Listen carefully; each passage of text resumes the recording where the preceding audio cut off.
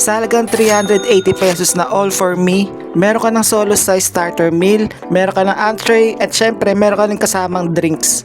Lahat ng yan only for 380 pesos sa Chili's. So itong all for me, ang una nyong gagawin, pipili kayo ng solo size starter na nakasulat dyan.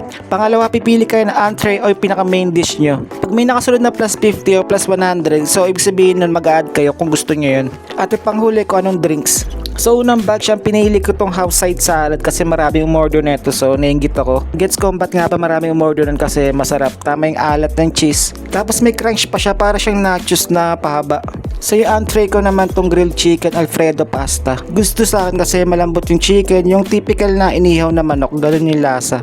Magandang ka-partner na masarap na Alfredo pasta. So next ko naman tinry itong loaded boneless chicken. So ito pangalawang order na. So ito yung solo size starter.